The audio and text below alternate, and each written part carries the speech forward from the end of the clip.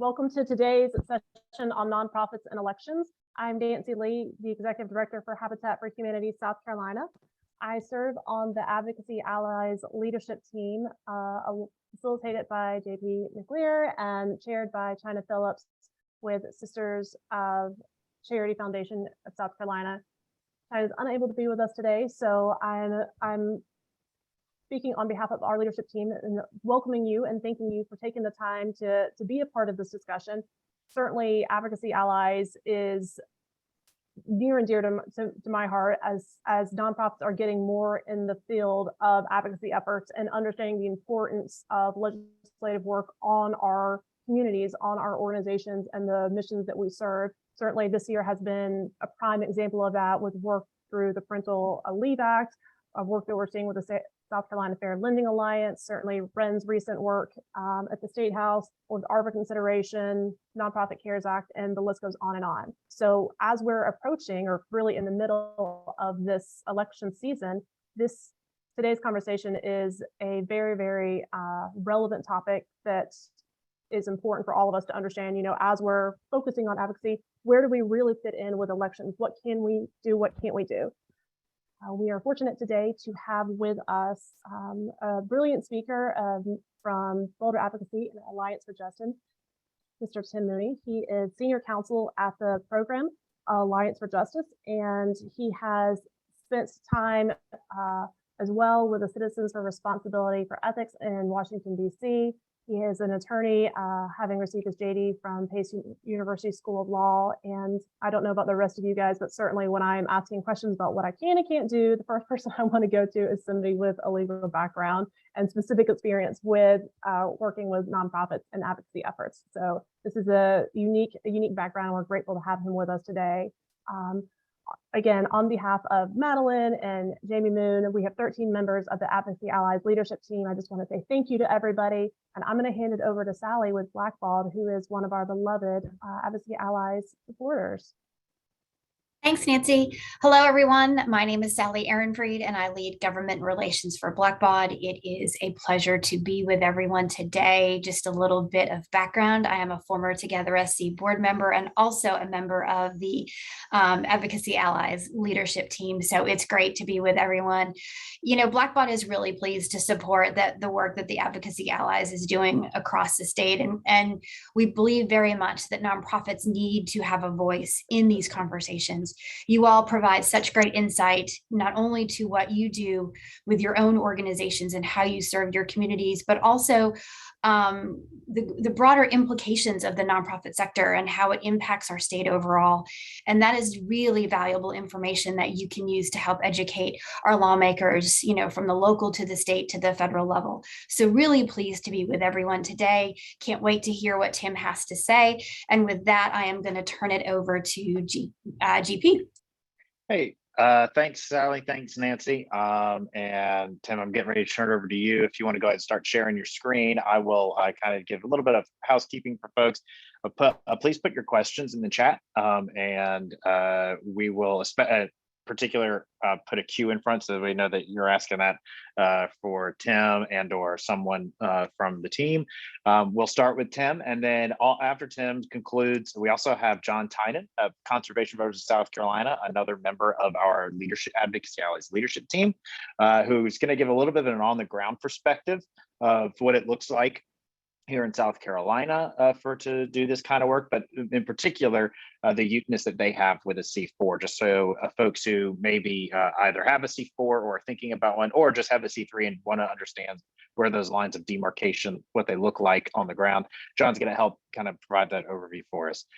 We will try to have some time for some questions. We're going to stick to that 3 o'clock mark.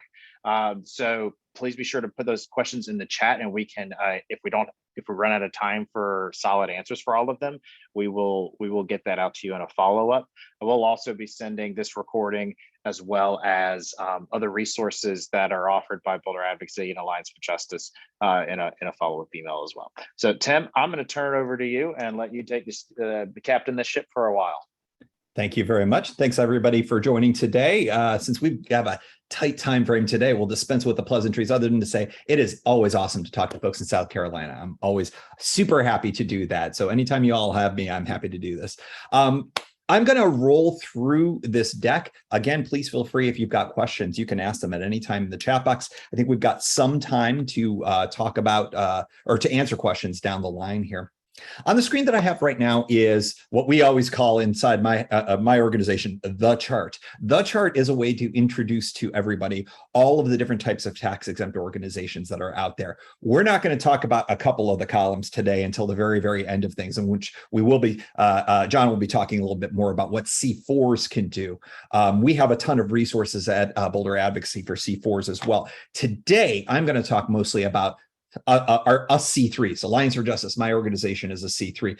Sisters of Charity Foundation was mentioned before. I've done a presentation for them. South Carolina Appleseed, Together SC, all 501c3 public charities. What is it about them? And us, really, I should say. All tax-exempt organizations, we do not pay taxes to any level of government under most circumstances. A couple of exceptions not really worth mentioning right now. The big thing, though, is that when someone makes a donation to one of our organizations, we are able to confer tax deductibility to those donations. That's the magic thing. That's the best tax treatment under the law.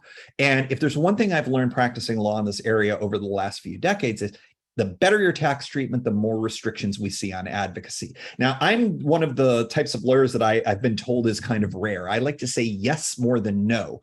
So while we are limited in these things, I like to kind of flip it around and say what we can do. Although we are limited in how much lobbying we can do, it's actually a pretty permissive amount, a generous amount of lobbying that we can do. We're not going to talk about that today.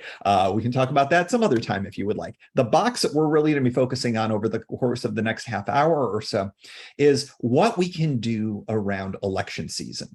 Now, the law tells us the thing in the negative. Let me tell you the thing in the positive. We're allowed to do all sorts of things to help support people, to educate people, to help get them registered, help to get them out to vote, so long as it is strictly nonpartisan. We're not trying to elect anyone. We're not trying to defeat anyone. We're not trying to support one party or defeat another party. So long as it's good old, a high school civics class style, hey, you're right to vote, go vote kind of a thing. That's fine. That's all in bounds for us as 501c3s.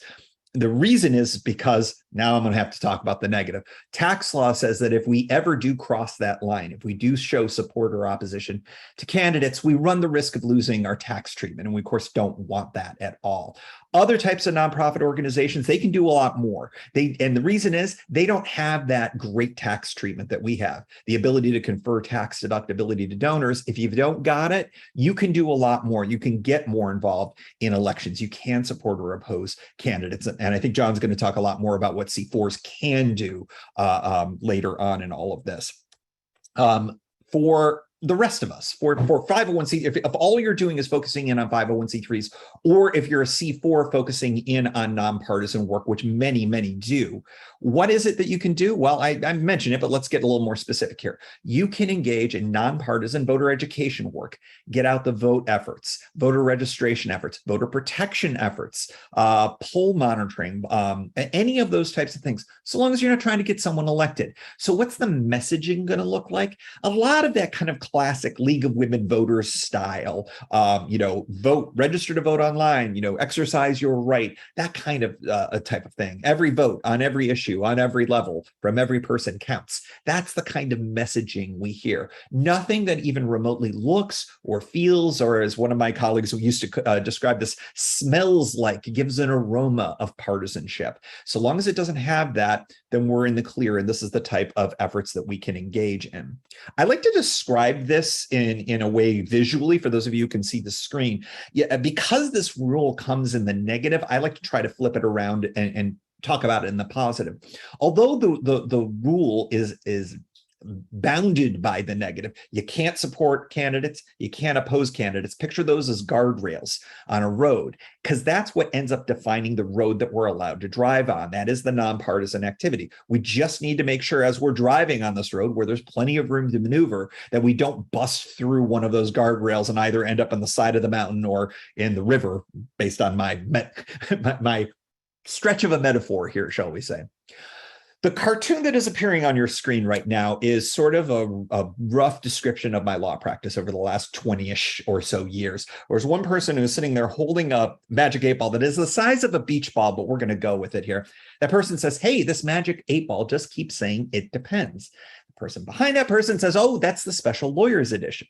Why is that relevant to my practice of law and what we're talking about today? Well, anytime anyone ever gives me a call or one of my colleagues a call, and asks, hey, can we do this? We've got an idea around our issue advocacy. We've got an idea around our get out the vote efforts, our voter registration efforts. Can we do this? My first answer is almost always, it depends. Why is that? Because as we'll learn in the next couple of minutes, the way the rule is fashioned is really, really subjective, really contextually driven. One could argue super squishy and gray, but the idea here is that I need a lot of facts as an attorney to be able to kind of give you any kind of a sense of where you stand relative to those two guardrails in all of this. The big ticket thing here for most organizations don't engage in get out the vote efforts or voter registration efforts. They just continue their advocacy in and around election season. And that's where I like to start.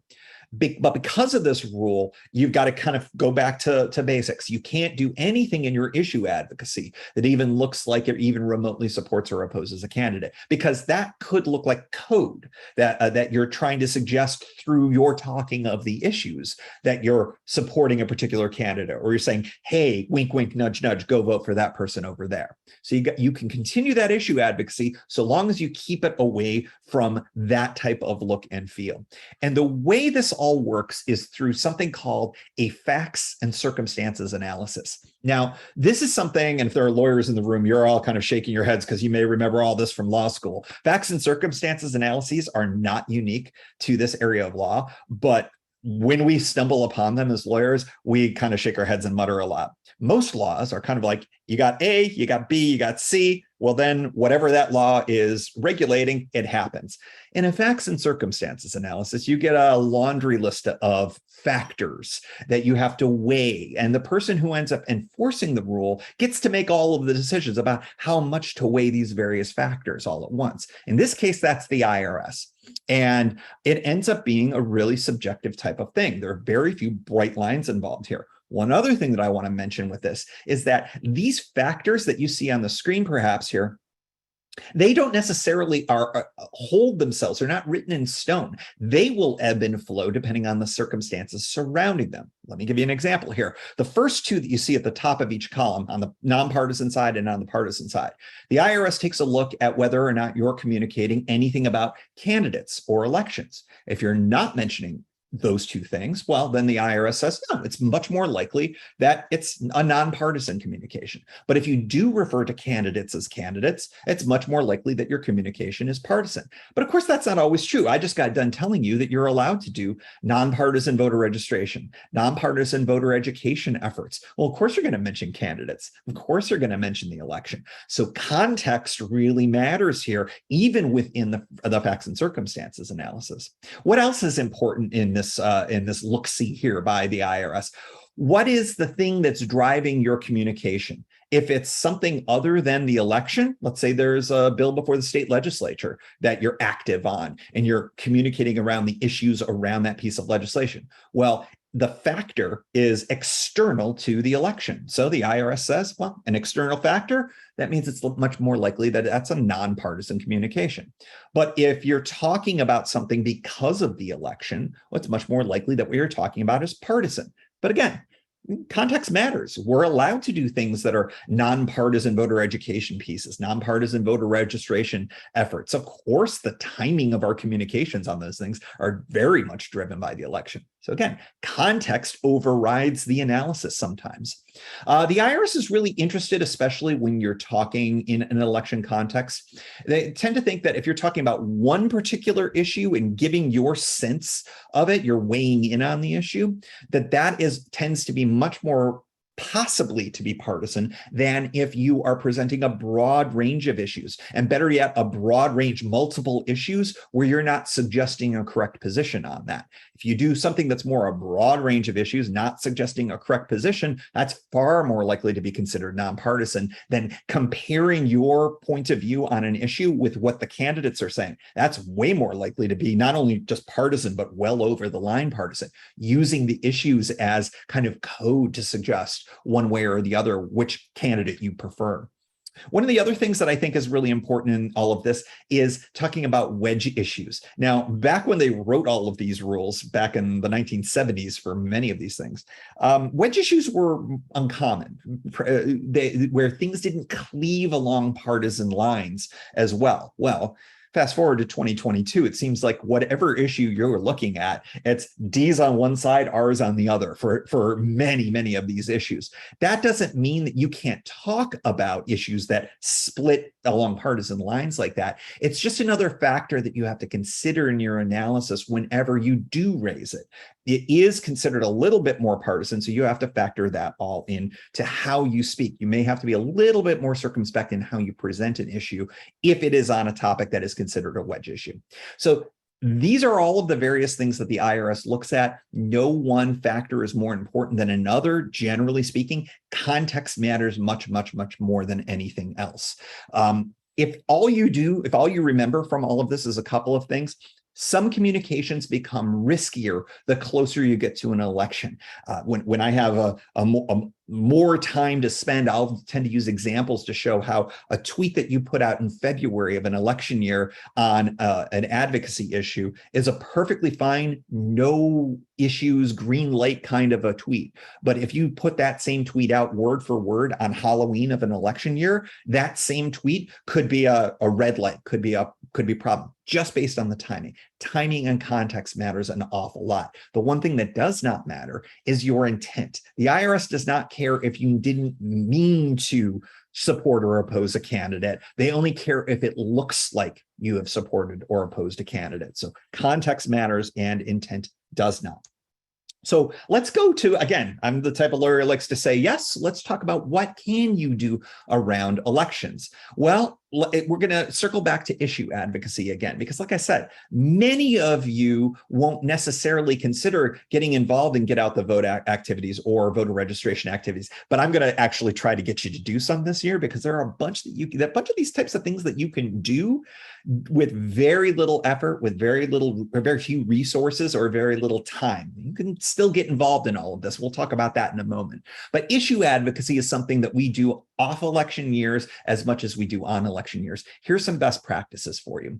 The first thing that I'll say is that when we do our issue advocacy, the closer we get to the election, the more possibility that our advocacy on the issues could be misconstrued as showing support or opposition to candidates. So what do I encourage you to do? Make sure the closer you get to the election, really focus in on the issue itself. Try to avoid criticizing or supporting any public official who happens to be running for office on their activities around those issues. Focus on the issues themselves. That's a best practice close to an election.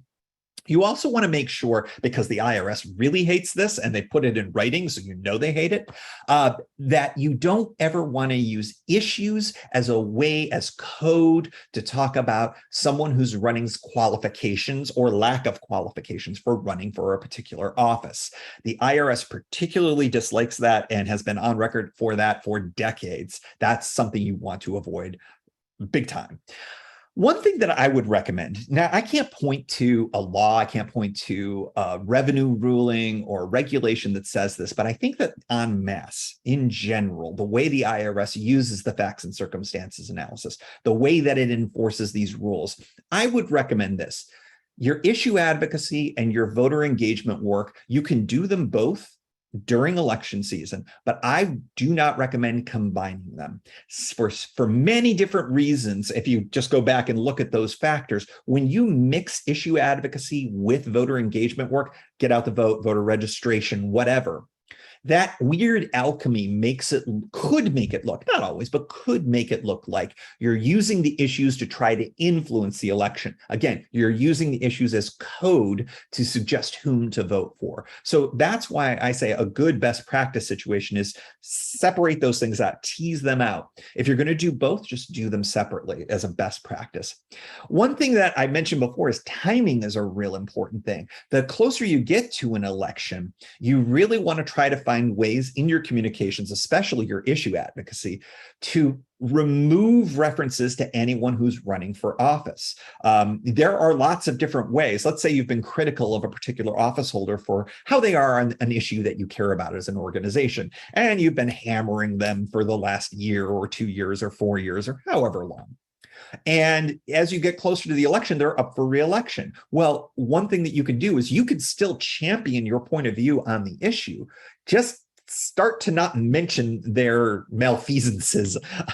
Find other ways to do it. If it's an executive branch member, a governor, a president that you don't care for their policies, what you can do is you can shift to an appointed position on those issues. So if you care about environmental issues and you don't like how a president is approaching environmental issues, well, you can talk about how the head of the EPA is messing things up. That's one way. If the head of the EPA is not running for re-election, well, you can criticize them a lot easier than you can criticize a president who's running for re-election, or a governor, or your mayor. It doesn't matter who. The closer you get to an election, try to find ways to avoid identifying folks who are running by name or image. And once again, remember, I said this before, I'll say it again. Context matters. Your intent does not. The IRS does not care about what you were meaning to do. They care what it looks and feels like. A couple of the things that I'd like to get in before our time's up here is just kind of a laundry list of the various things that we're allowed to do, sometimes directly involved with candidates and other times directly involved with voters. So we're setting issue advocacy aside. Now we're talking more about what can we do around the election. One thing that surprises a lot of folks who work with 501c3s is the rules, the IRS, are very clear on this. We are allowed to engage candidates on the matters that we care about. And the idea here is that we are able to try to convince them to, as part of their platform or whatever, to adopt our points of view on the issues that we care about. That is totally fine. So we can educate them. The trick here, though, is we've got to do this in an even-handed way. So if you're talking to one candidate and there are 3 that are running for that particular office, you got to talk to all 3. You got to offer the same information to all 3. One thing that I would strongly recommend, because you could run into problems with campaign finance rules in South Carolina or the federal level if you're talking to federal candidates, you never want to create original information based on the request of a candidate. The reason is that you not only might be running afoul of tax law, which is what I've been talking about here the whole time, you may be running into problems with election law. And that would be something that would be called coordination and could be problematic for you a second way. We don't want that. One other thing that I would recommend is you don't ever want to republish anything from a candidate or a campaign, because that could look like you're adopting their point of view rather than the other way around. Question I often get on this is, hey, Tim, what if we're successful? What happens if the candidate says, you convinced me, I'm changing my mind. In fact, I'm going to tell everybody that you were correct and I was wrong, and I'm going to run and mention you at every campaign stop. That's fine if they do that. But one thing I want you to do is I want you to go into your office refrigerator and I want you to pull out something bubbly. It may be fun, it may be less fun, whatever it is, pull out something bubbly. Pop that cork, pull that tab, share with the staff, and then do nothing else. Don't put out a press release. Don't crow to the media. Don't crow to Twitter or Facebook or TikTok or whatever. Because when you do that, that could look like what the IRS calls a tacit endorsement. Hey, look at that candidate over there who agrees 100% with us. It looks like you're using the issues to nudge, nudge, wink, wink, endorse them. Now, you may have no intention of doing that, but what does it look like? What does it feel like? That's what we worry about. So candidate education, we can only go so far. We cannot put the exclamation point at the end of the sentence as 501c3s. Elected official appearances are totally fine. For presidential races, we are in an off year. So I just spoke with the National Urban League recently, and they had the vice president come and speak at their national conference. Away from an election, having an elected official speak is low or even no risk if the topic is part of your exempt purpose. And of course, she spoke on a whole bunch of different matters that National Urban League was working on. The trick is that if they are running for re-election relatively soon, in that same year, within a few months, and it looks and feels more like a campaign appearance, that becomes a problem. Why? Because if you bring them onto stage and you say, hey, everybody, here's a person who just happens to be running, you run the risk of that potentially looking or feeling like an endorsement. Now, is that always the case? No. You may be able to have folks who are elected officials appearing in their official capacity, even in an election year. It's just you're taking on a little bit more risk when you do those things. So we do want to make sure that we don't get into the trap of a tacit endorsement, meaning that we're sort of nudge, nudge, wink, wink endorsing them, or we're looking like we are doing that, even if we don't intend to, because again, intent means nothing here.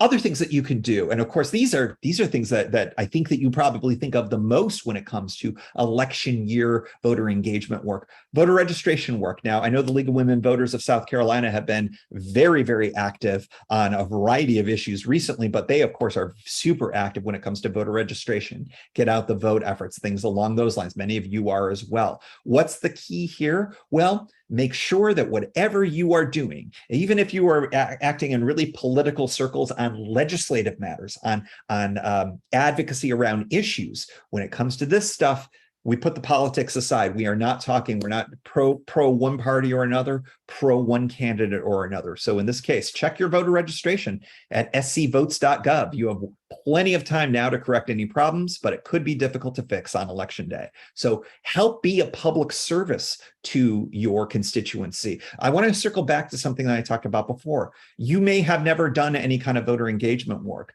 but this is the kind of stuff that's really inexpensive, easy to do. Help to amplify resources that exist out there. Point to state resources, point to national resources that are nonpartisan in nature. You don't have to do the work, but you can use your microphone to your constituency to elevate that. It's a synergistic win-win. That's the kind of stuff that you can do on social media channels, your newsletters, things along those lines. Linking or retweeting to those government resources, I think, is a really classic way to do it for a 501c3. So you can retweet out things from the State Election Commission here. You know, they had a message that came out on August 4th. You know, at scvotes.gov, you can view upcoming elections, check out your sample ballot, find your polling place, verify your voting information, and much more. That's a nonpartisan presentation. And you would expect that from the government commission that is responsible for administrating the vote. So retweeting that kind of stuff is absolutely in bounds. Retweeting other 501c3s that are engaged in voter education, absolutely in bounds. Or other nonpartisan messages here, celebrating the victory of having early voting access for the first time ever in the state of South Carolina. This was put out, of course, at the end of May. I probably don't have to tell you. We would like to thank everyone who worked with us on accomplishing this goal. Early voting begins May 31st, 2022 through June 10th, 2022, of course, for the primary. That was a big deal. Not everybody knew about the no excuse early voting access. That was a really big deal, and that's a big opportunity for you to amplify through your channels.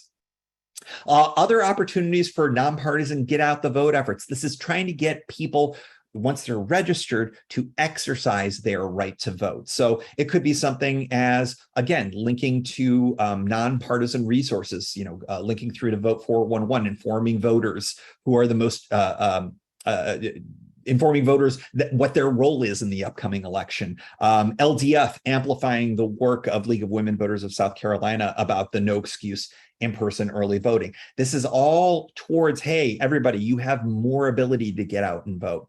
A lot of the folks that I presented, this is a national group, Oxfam America in the upper left there. I want to use that as an example to show how you You can talk about issues. Remember back in the facts and circumstances analysis, I said the IRS is much happier with us as C3s. They think that it is much more nonpartisan to raise issues if we raise a bunch of them and we don't suggest a correct position. So here, their example here, vote safely, vote with your values, vote to make your voice heard, vote as an act of defiance, vote like democracy depends on it.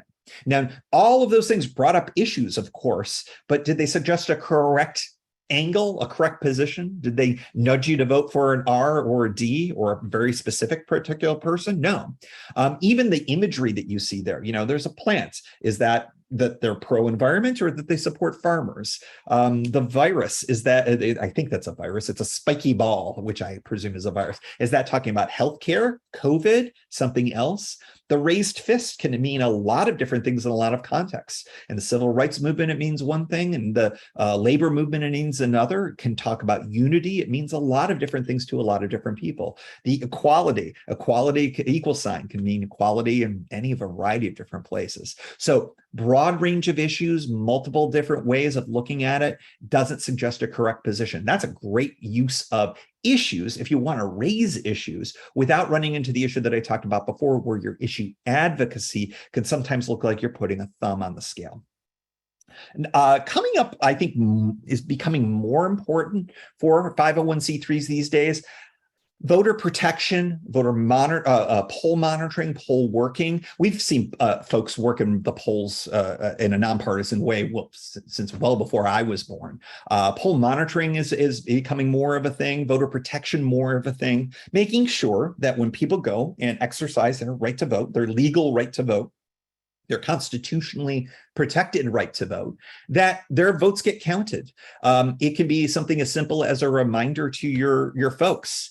Hey, if you're in line when before the polls close, stay in line. You get to exercise your right to vote. That's a voter protection right there, as much as maybe some post-election litigation maybe to ensure that certain ballots are given the right to vote if they checked all the boxes in terms of eligibility and whatnot. Voter protection can take on a lot of different meanings. As long as it is nonpartisan, a 501c3 can do that. Some other things that fit within some safe harbors that I really want to make sure I get in here under the wire. Voter guides, League of Women Voters. I've been name checking them all day here, but they do this as well as any other type of group out there. The IRS says these are okay if you give out a questionnaire to all of the candidates running in the races that you're going to be reporting on, and you ask them a whole bunch of questions in a non-biased way. Broad range of issues. So not just, narrow, one single narrow issue in your voter guide. You want 3, 4, 5 different issues that are relevant to people in your community. You never want to phrase those questions as a pledge because we run into the tacit endorsement problem there. But once you get these questions back, you present them all equally. You don't edit the answers, and they all go into a voter guide. And they're presented. I know it's hard to read the really small font here. The idea here is to see, hey, it looks pretty balanced just in terms of the presentation here. That's how you want to do it. I started my legal career in a lot of ways doing this kind of stuff out in the Pacific Northwest. They're great opportunities to connect with, especially local candidates, I think. Debates and forums, another opportunity for you. Same basic idea. Broad range of issues. Don't ask biased questions when you've got the candidates on stage. All at once is a debate, separately but equal opportunity is a forum. The debates has what's called a safe harbor. Forums don't have a safe harbor, but basically my read of the revenue ruling that allowed these says basically if you follow these same basic rules that they too would also get a green light from the IRS. The whole idea here is you never want it to make it look like that you're showing support or opposition for any of the candidates involved in this. One of the questions I often get here is, hey, are we allowed to still have our debate if one of the candidates doesn't show or one particular party doesn't end up showing? That's gonna really depend on the nature of the particular debate. If it's a debate where there are 15 different candidates and a couple don't show, you can probably, and under most circumstances, get away with doing it with just the 13. But what if there's only 2 people and one person declines to participate or declines to show? Can you put an empty chair there and have the other person go? Well, an empty chair says a lot. For a 501c3, that might be a little too spicy. That might be a little too risky for a C3 to do. So a lot of times I have to end up telling folks that run 501c3s that we're planning on having a debate that they may want to consider canceling if they end up getting a lot of no-shows, or it's a two-person race and one person doesn't show. It's hard to do a debate with just one person as far as the IRS is concerned. So everything I've talked about to this point, 99.7% of it was tax law. Congratulations, you made it through 37 minutes of tax law. The thing that I think that's really important is these rules under federal tax law apply to our organizations. They do not apply to us as individuals on our own time. We are allowed to engage with candidates in a different way. If you have a particular candidate you would like to support through your volunteer time or through donations, if you'd like to write a check to their campaign, you are allowed to do that, even though you are an executive director or a volunteer or a staff member of a 501c3. You just can't use 501c3 time or 501c3 resources for that. Sometimes when we're at events, did I have the next slide? Nope. I'll have to do it. I'll do it off of this slide. Sometimes I do this in 2 slides, but since we don't have a ton of time, I'll talk this one out. When we are at events where there might be some room for confusion, hey, Tim, you just walked in the room. Does that mean Alliance for Justice is here endorsing this candidate? Oh, no. I'm not here representing the organization. I'm here on my own time because this candidate means so much to me personally. I am donating to their campaign and I'm actually volunteering for the phone bank today. That would be enough. Just having enough separation to show and demonstrate the difference between your actions as an individual and the organization. And that can take sometimes 1, 2, 3 different things that you have to do. You may have to say it. You may have to have written disclaimers on your social media. You may need to layer these types of things up to show adequate separation, but that's all going to depend on the circumstances for you and what you're doing relative to that campaign.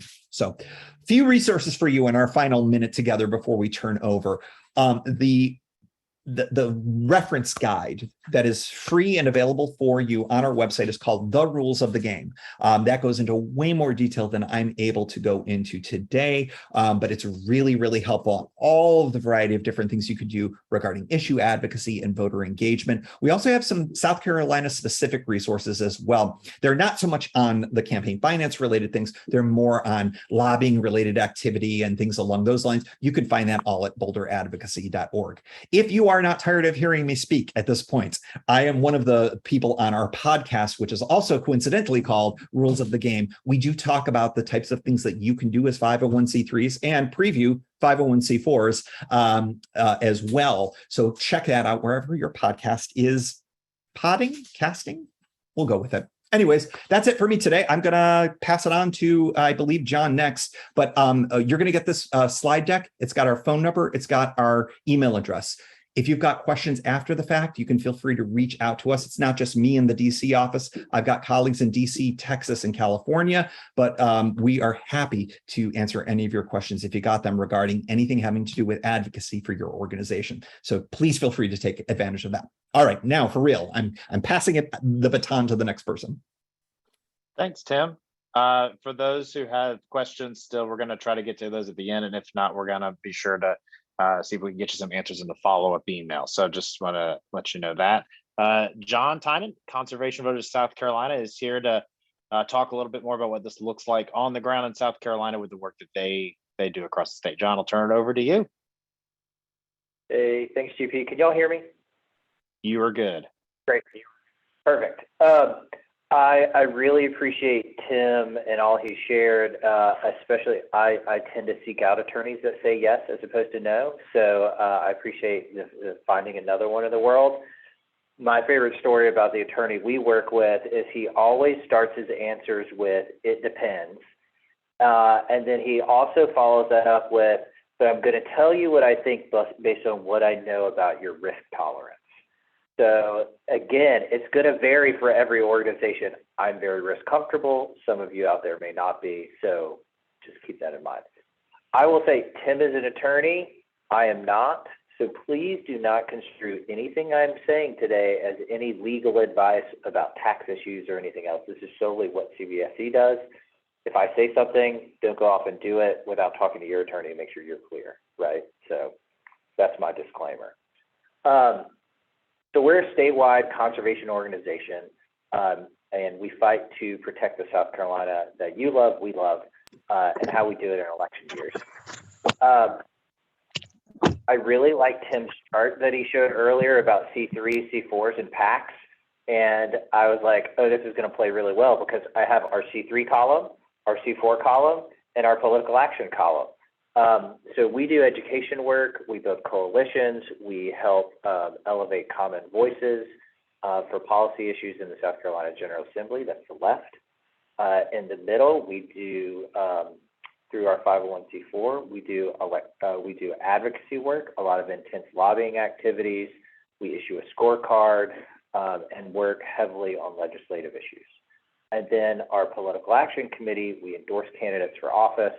We can run both coordinated and independent campaigns to help get them elected and use all the same tools and tactics that a political campaign uses. Direct mail, door knocking, field canvassing, paid phones, digital, et cetera. And these are some of the examples of kind of what this looks like. So I was asked to kind of talk about like, what are some of the things CVSC does in an election year? This is kind of a unique issue, but I do want to flag that ballot measures. So in 3 counties in South Carolina this year, there are, at least from a conservation perspective, there are issues on the ballots where the voters get to go to the polls and decide, are they going to tax themselves for green space protection funding and or road and green space protection funding. That's in Berkeley, Dorchester, and Beaufort counties. The fun thing about that, ballot measures like that, the voters are considered the decision makers in that sense. So that is a C3 eligible activity, and all your money that's spent saying, go vote on this issue at the polls, that's a lobbying expenditure. So like vote yes for green space, that is C3 okay.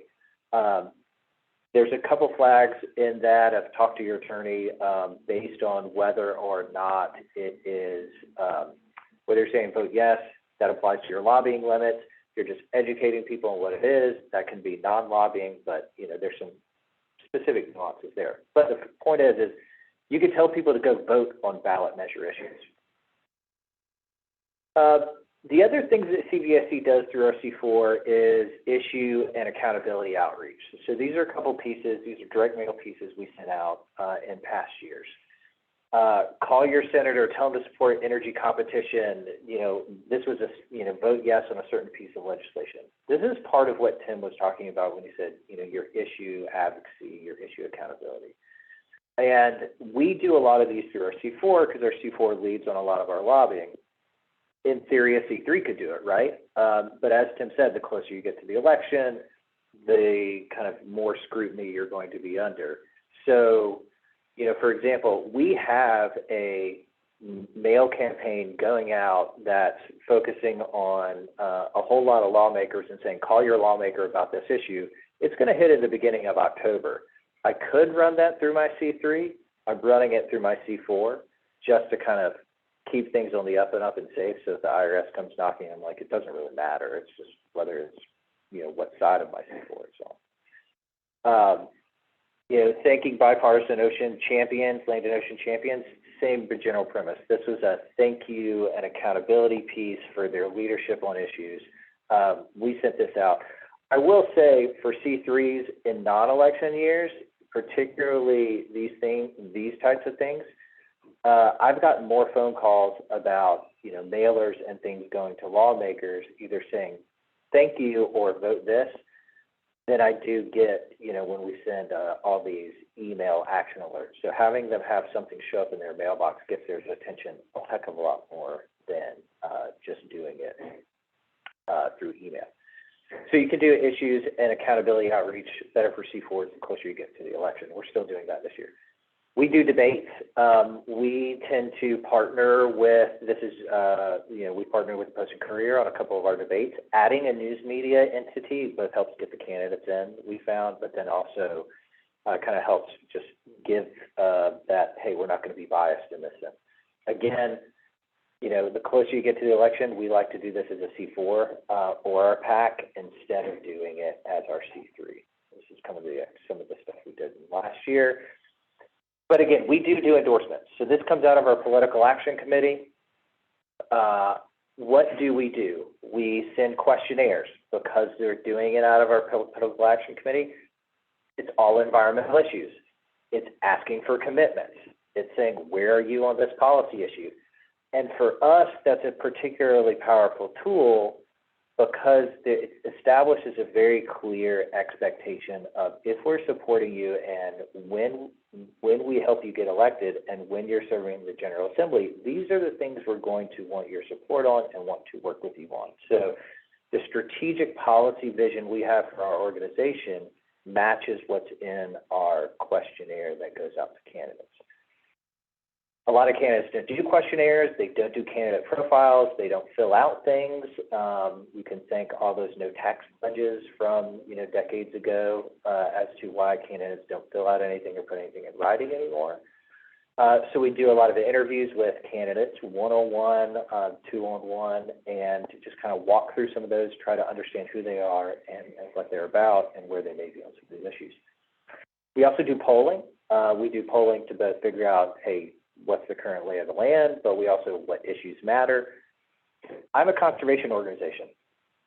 If conservation is 8th on the list of things that matters to voters, I'm not going to talk about conservation. If roads are number one, our jobs are number one, I'm going to talk about things that voters care about that are top of mind in order to help the candidate win the election. They know why we're supporting them, but I don't have to win on my issue. I have to win so that I can win on my issue in the General Assembly. And then we also talk to local partners. So in your personal capacity, if I call you or if another PAC individual calls you and say, hey, what do you know about so-and-so running for office? Or have you worked with so-and-so? That helps me and helps other PACs better understand whether somebody was just blowing smoke or whether they are actually good on the issue that they, through the interviews, through the questionnaires, tend to be on. So we try to get good partner feedback, donor feedback, Politico feedback on both sides of the aisle.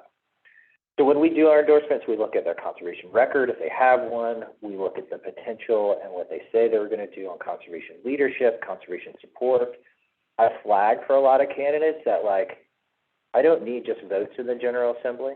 I need leaders on the General Assembly because the way our system works is if somebody's not going to expend political capital in subcommittees and on committees and on the floor, right? I can have 60% of the votes, but if we can't ever get it to a vote, the 60% of the votes doesn't matter on legislative policy. So how much political capital will they spend? How much will they lead on our issues? How good are the candidates in comparison to each other, right? So if someone on our scorecard scores a 0 and we can replace them with someone who gets a 70, right? They only agree with us 7 out of 10 times, but that's 7 out of 10 more than the person before. So we also look at candidate comparisons, right? If somebody's going to vote with us 8 out of 10 times and the other person's 9 out of 10 times, there's not much delta there, right? So we also look at that. And then finally, and I don't think folks don't like always to hear this, when we look at who and how we're going to endorse, we look at viability. Can someone win? Because you could be the best environmental candidate in the world, but if you can't ever get to the General Assembly, then it doesn't help, right? And so for viability, we evaluate how much money they have. Do they know how to win? Do they have to put together a team, right? We look at all of these things to evaluate viability. The polling also helps on that. And I say all that to say, that's kind of how the kind of special sauce comes together. It's both art and science in terms of who and how you endorse. And then a lot of these things of what we consider also shape, do we just write them a check? Do we do some coordinated work and stay under the campaign contribution limits? Or do we go real big and spend $20,000, $30,000, $40,000, $50,000 or more running an independent campaign? So these types of things are the things that factor into considering that as well. So the campaign stuff we do, you can see again on the left, these kind of 4-block, we can do direct mail. These are some different direct mail pieces that we do in different races. Top right, digital actions, really to kind of create that echo chamber effect. Door knocking, I think in the past we've knocked on 50,000 doors in a given election cycle. So a good way to engage volunteers and kind of all these tools and tactics can be used for not only electoral stuff, but also they could be used for issue stuff in non-electoral years as well. And then get out and vote stuff. I tend to do at CVSC, we do a little bit of GOTV work, and there's this kind of fine line between like get out the vote and what's called kind of social pressure for turning out voters. So on the mailers on the left, you can see we actually had a targeted list of voters that were pretty frequent voters in general elections, but didn't always vote in the primary. We were trying to get folks to vote in the primary. So we actually printed them a voting report card and said, hey, here's your report card. You got an A+, right? Like, don't mess up your A+ rating. Go vote in the primary. It freaks people out a little bit to know that you can get that data. I don't know who they vote for, but I know that they voted, right? So like, this is something you can do. Talk to your lawyer about whether it's like C3 or C4. I tend to do it as a C4 and PAC stuff just to be safe. And then this other one is, hey, you're a role model, stay a role model, set a good example for, kids and future generations, go vote, right? Like, again, kind of trying to make people feel guilty if they don't go vote. You see both of these are focused on the primary. That is where, at least in South Carolina, CVSC focuses a vast majority of our election-related activities. And the reason for that is as much as folks don't want to realize this, for state legislative seats, 90% of them are non-competitive in the general election. And I get that number from the League of Women Voters, right? So based on the recent redistricting, most of our General Assembly seats are going to be non-competitive in the general election. So the place where you determine who the next elected official is in a state house or state senate seat is going to be these primaries. Again, so we've kind of missed the opportunities for a heavy engagement in the primaries this cycle, but I think as folks are thinking about where they can go and what they can do in future years, kind of strategizing on how can we engage and get more folks participating in primary elections is super helpful. Just for comparisons, in a state house seat, 3,000 people determine who wins the state house seat in June, right? 23,000 determine who win it. It's probably actually a little like 18 to 20,000 determine who wins it in November. So like huge difference in terms of who's actually determining our members of our General Assembly. All right, so that's the end of my presentation. I do want to hit on a couple things that Tim said, and I'll stop sharing my screen so you can see my blank PowerPoint. A couple of the things that Tim said, just to add a bit more to, we do a lot of events with candidates in election years. With current sitting elected officials. I have my standard spiel where I give to every single elected official speaking at one of our events that says, you cannot ask for votes, you cannot ask for money, you cannot campaign, you cannot talk about your election. You are here in your official capacity. Talk about policy, talk about our work together, but don't talk about any of the election stuff. And I kind of scare them a little bit to try to say, like, you're going to get me in trouble and we won't be able to do this type of stuff again if you do that, right? So think through what that looks like for you, but still do it.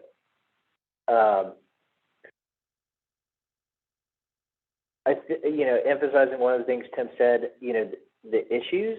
My attorneys has always said the higher profile the issue, the more, and especially if it's a single issue, like the harder it is to separate that from election, especially if you have a candidate that's running on, I am the X candidate, right? Like they're trying to make their campaign synonymous with an issue. If that's your issue, like it or not, you're probably sidelined, right? Like it's hard to kind of dig into that. So just be aware, there's some hot button issues being debated right now in our General Assembly. And so digging into issue advocacy right now in a really aggressive way to targeted voters could be challenging. And then the only other thing that I would flag is my board has been pretty, as an executive director, my board has been pretty on me about this, and we have policies in place of, I agree with everything Tim said about personal time. I encourage my team to get involved with other issue orgs and other entities that are out there doing good work. my board has been very clear of saying, John, everybody else can do what they want to, but you're the executive director. Your name, your face is more synonymous with the organization. If John Tynan tries to go and show up at an event and claim personal time, like, people aren't going to believe it, right? So like, before you go and show up and do something, like, think about it, make sure you get board approval, because it's more likely with the executive director for it to look like an implicit or tacit endorsement. So you know, we have some policies and rules in place. And then finally, we're all advocacy organizations that are trying to make the world a better place. We hire people that are trying to make the world a better place. At some point, we're going to have staff who want to run for office. And so that will happen for many of y'all. And so I think it's also important to make sure you think through, if and when that happens, how you set up those firewalls between what is work time and what is campaign time, and how you differentiate between those. We worked with our attorney to draft a pretty rigorous memo that we sent to one of our staff members who was running for office, and was like, all right, here's how we're going to handle all these things. And we stick that in their personnel file. And that way, if the IRS ever comes knocking, it's, nope, here's how we handle this. We checked the box. We went through all these processes. Here's how we structured this. And it just, again, even for us as a C4 and a PAC, you know, we were wanting to make sure that we were very clear of, like, not giving extra campaign support, right? But from a C3, you want to also make sure that you don't do it from a perspective of, like, again, showing up at your staff member's thing and looking like the organization's endorsing. So those are the only other things I would flag to kind of think through and be prepared for. So happy to stop taking questions. Thanks, John. Tim, do you have anything you'd like to sort of close us with? And I think there were maybe one or two questions in it that we will send you via email and put that in the follow-up. But Tim, do you have anything you want to close with before we end? Yeah, first of all, happy to take any questions. So send them my way. And folks, if something occurs to you, advocacy@afj.org is a good way to get either in touch with me, but not for the next 10 days because I'm on vacation, but my colleagues will be able to handle all of that. But yeah, please feel free to reach out if you've got any questions about any of this stuff. If you are C4 curious after that presentation, which I hope many of you are, we got resources for you C4s as well. Great. Thanks, Tim. And for those on the call still, just want to let you know that we will have a policy day during the Nonprofit Summit in March. Be on the lookout for the official announcement coming from Together SC in the next couple of weeks. So we will be at the State House and have sessions around a lot of important policy issues. And for those of you working in those spaces, don't be shocked if you get an email from me asking you to help us out. And lastly, November 15th, you'll hear more about this, but that will be our next Advocacy Allies event in Columbia in person to look at a reflection on the election results for the State House, with John's gonna give us an encore presentation, as well as a reporter and a government affairs professional, a lobbyist. So be on the lookout for information about that as well on November 15th. Other than that, I want to thank everybody for being here today. Thank you to Sally and Blackbaud for their support of Advocacy Allies. And we will send you all a follow-up email with everything that you need, and probably early next week. Thanks, everybody.